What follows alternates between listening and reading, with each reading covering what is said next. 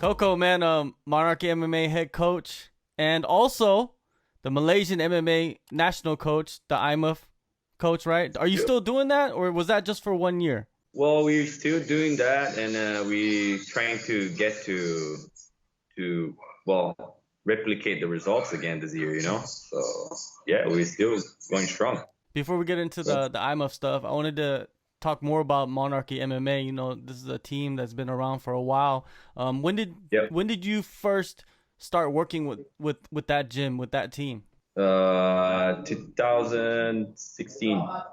Okay. Yeah, I went there. I went there before. I worked with them a little bit, but then after I came back for good, and then 2016 until now, man, like yeah, long time, 5 years now. How did you hook up with them in 2016? Before starting to work with them, I was with Dragon Muay Thai, and then that time the gym was like going through a rough time financially, and they couldn't keep me. So I was like, maybe 2 days after they say, okay, we can't keep you for now. And I'm like, okay, cool. After 2 days, I found Aguilantani, and Aguilantani was going to US to train. And then this guy was just like, yo, you know anyone that can like give classes? I say, bro, you found your guy. 2 days after I left like Dragon, I was in Monarchy. So it worked Yeah, pretty well. definitely. So when you first got into Monarchy, were you just strictly the striking coach, or did you jump in as one of the head coaches? No, I was just the Muay Thai guy, man. Okay. I was just doing the Muay Thai thing. But 2016 was really good because I got to train like jiu-jitsu. I got to compete jiu-jitsu. Then I got to compete like Muay Thai. I got to compete boxing, all under like Monarchy. So it was nice. The environment was good. I was training until like 2017 MMA with the boys. So it's pretty cool. But I didn't become like the MMA coach until like 2019. And it's just like that type of thing. I'm not the only guy there. It's like Bruno, Maddie, Aguilan was doing a great job as well with the boys. So I was there for a while, but I only became like more into MMA in 2019, really. Like I really tried to make a program for everybody to go for it. That was it. Before that, I was just the Muay Thai guy. When Yeah. you decided to make the program, because I've heard this from some of the other fighters that were training at Monarchy, that it changed a little bit in Yeah. 2019 with the Right. program, with the system. You know, talk about like what kind of changes you made. Yeah, it was the thing about the boys is that they all like got good talent, and they're always like willing to learn. They want to compete. These guys are like hungry for that. And every time when they had like a fight schedule, they would train really hard. You know what I'm saying? Not saying that they wouldn't train before. They're trained the whole year round. But the problem was that they're training in a way that you would get a lot of stress in their body. And sometimes they would lose weight, but they wouldn't have the competition. Like they would have like a lot of competition canceled. Some of them sometimes didn't have a partner that was their weight to train with. So it was rough. It was hard because at some point, all of them started to get injured, with like bad injuries. You know what I'm saying? Knee injuries, back injuries, shoulder injuries, man, you name it. Like that was like part of the hard training. You know what I'm saying? So I got in like in 2019, kind of like trying to control, the how can I say it, just control that level of intensity, and try to control when we were going to have camps, when you would have to rest. Like if you just had a fight, leave the gym, you come back here in 2 weeks or something. You know what I'm saying? Because some of the boys would fight and then they would come back straight away after 2 days. It's just like that's not how it's supposed to be. And yeah, I was kind of that guy that would try to say like, no, don't do that. Just like, man, you got to be here for that and that, and you got to do your conditioning training because they're always doing the specific stuff. And all right, you're gonna get good technically speaking, but your body's gonna create some imbalances. You're gonna start to break because that's what it is. What specific work do to you. You use those muscles so much and you start to get to you, and you start to get worn out. It's good in the beginning But as you progress as an athlete, you should always, try to make your program so you can always improve, and always kind of like stay in a, how can I say, healthy, level. And you guys know, I think everybody knows, just like at some point you're gonna reach your genetic, limit.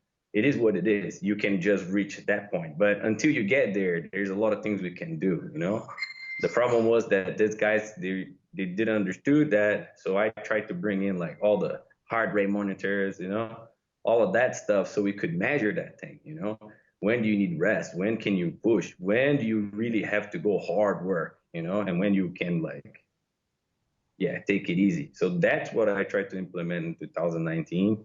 It was good at a certain point, a certain level. We had good results, but throughout the year also there was a lot of trouble, a lot of problems. And then, unfortunately, the program ended up finishing up around the end of 2019.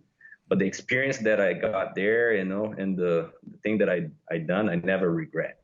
That was like great for me to understand more about the sport, and now I can help more people with that. And that's what I'm looking forward to do for Yeah, 2020. yeah, definitely, definitely. Now, going back a little bit with the fighters getting injured. Did you see a lot of the fighters, because you've been there for a while, going into fights injured, and then this would have a big impact on their performances? And is that something that you realized what was happening too? I think what I realized was that they were in a vicious circle. Mm-hmm. It was always about wanting to get better. Like you always want to get better, but your body's so tired that at some point you're gonna suck. You know. So these guys would suck in striking one day, and they would be like, "Yo, I gotta go to Coco's class, so I gotta do privates with Coco because I gotta get better striking." But it's just that you're so tired that you've done the jujitsu training or the grappling training that you're not gonna do well in striking. You need to get your time, to rest, to adapt. Then eventually you train your striking skills. But the boys were always like this. Oh, I suck at striking. Then they train striking. Now their striking is good. They suck at grappling. One day. They just need one day. Oh, I have to train more. I have to train more. So they would train, and never let their body rest, their mind rest. So that was what I saw, and that started to warn people out, and that started to break their bodies down. So that was the problem. That's what I saw. That's the necessity of me coming in and telling them how we try to do. And I didn't like, how can I say, I didn't invented anything. I just went out, started to research what they're doing over there in US, what the guys are doing there in Brazil, what are they doing in Asia, what are they doing around the world, what is the best training, what's going on. And then things start to come to you, and that's what it is. It's just me trying to implement the best of what it is that they're doing out there here in Malaysia or at the gym. That's what I was trying to do. Yeah, so you brought the science. Everybody's tough, Yeah, everybody has skills. Everybody needs to work on things, but you brought the science, and nowadays science is very important for any team, any camp, any fighter. 100%. I agree. Now, so 2020 is starting out. You got that team, you got a young amateur team Yeah. building, Yep, right? yep. How many fighters do you got right now? Not many. Not many. Like for MMA, yeah, no, for MMA, we last year we went to the World Championship for three guys, two Mm-hmm. from the gym and one from another gym, Elites MMA. So the boys did well, man. And Colleen Augustine was the one that got further. She went to the podium. She got the bronze and all. So she did well. And this year we want to kind of like see if more people are interested, to get into the program, and try to get things going. But it's gonna take a while. But it's that type of thing. If we can go 2, 3 guys again and bring results again, I don't mind. As long as we're giving results, we are like doing a good work. They are healthy. That's what for me it's the most important. I don't need to have a big group, but the project we're trying to develop a project at the moment, and it's pretty exciting. I'm looking forward to it. In 2020, we're gonna try to bring like unprivileged kids. There is friends of mine that they're doing this already with Muay Thai. It's called Discover Muay Thai here in Malaysia, and they've been doing this for 5 years, man. And they've been helping these kids. They've been helping people on rough areas, like kids like from gangs and all that. They've been helping them with the sport. So I kind of like put the two pieces together, and I was like, guys, we should do that with MMA. We need more people, right? We need to get more athletes. And this guys, like these kids, they need to feel like they're good for something. They need to feel they belong somewhere. That's how I always felt. So MMA and all of that, the sport gave that to me. So I feel like, yo, why don't we bring these guys in and we make a project, make a program? You guys are already running the Discover Muay Thai, right? So we'll be sitting down with a few people, Dimitri, you talk with him, right? Dimitri is on, man. He wants to help. Bruno is in, got a lot of good coaches and a lot of people willing to do that, to give value to the kids. And I just feel that's gonna be great, because I got athletes that are already giving results. They can show like, look, it's working.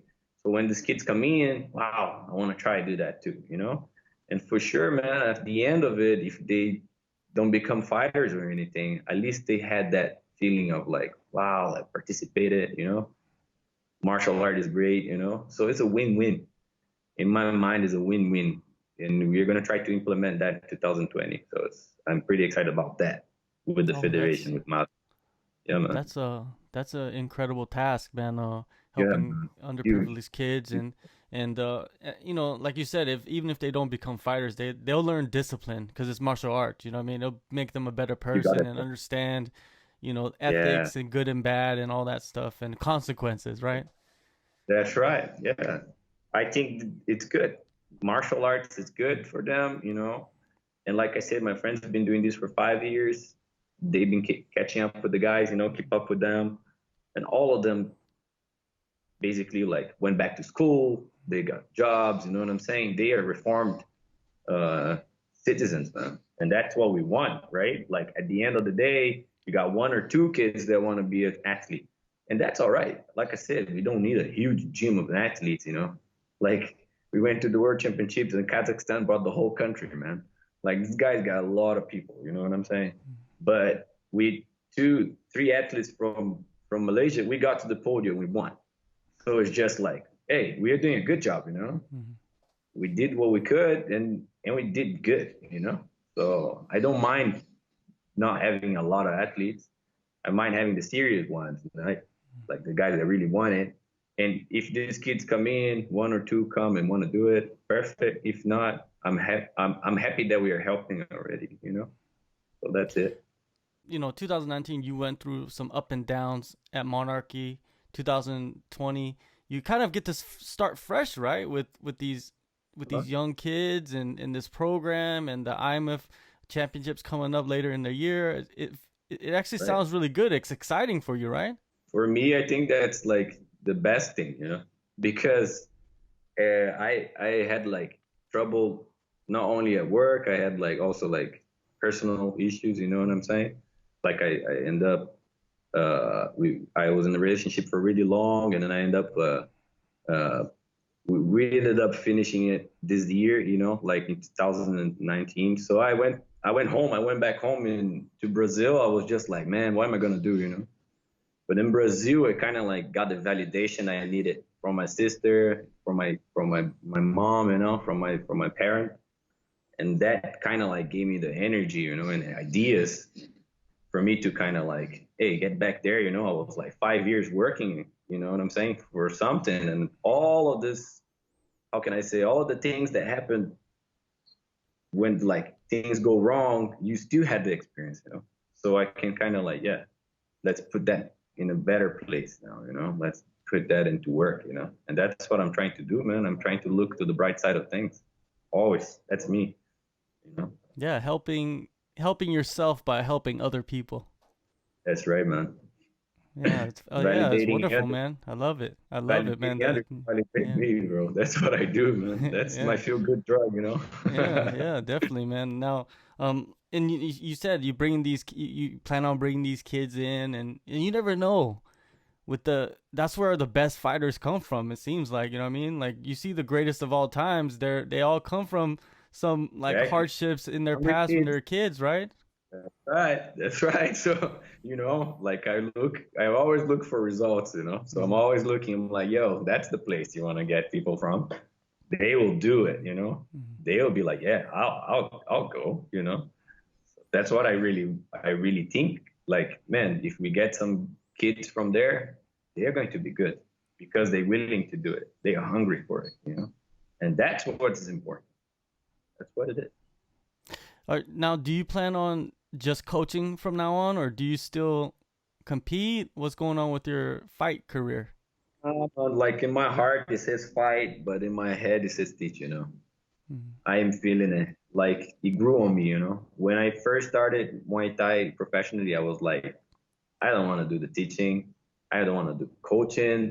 I don't want to like instruct no one. I'm doing this for myself. It was like a ego road, man. Like I wanted to see how far I could get. And then I started to give some classes here and there, and kind of like the feeling started to grow. You know what I mean? And now, like in 2018, I think the last fight I had was like in September. And after that, that year, I wanted to do more for myself. I wanted to train and do more competition and all that. But it was just like one problem after the other. So I kind of just like got sick of it. Just like, man, I'm training here, and then people keep on canceling, or it's problem with visas or blah blah blah. You don't have that help like that. You don't have that in Muay Thai. It's something you gotta go through. But then I was like in between. If I do the Muay Thai thing, I can't do the coaching. If I don't do the coaching, I don't get the cash. And if I do the Muay Thai, okay, I can get the cash, but if I have a fight, right? But then I'm training for the Muay Thai, and the Muay Thai doesn't happen. You know what I'm saying? And then that affects all the other side of it. And in 2018, all the boys started to get hurt. I was not around, man. In MMA, like I kind of like disappeared. I was taking care of the Muay Thai only, in Monarchy and for myself. So it was a bad thing in the end for me to go back into that. Okay, I'm gonna do it for myself.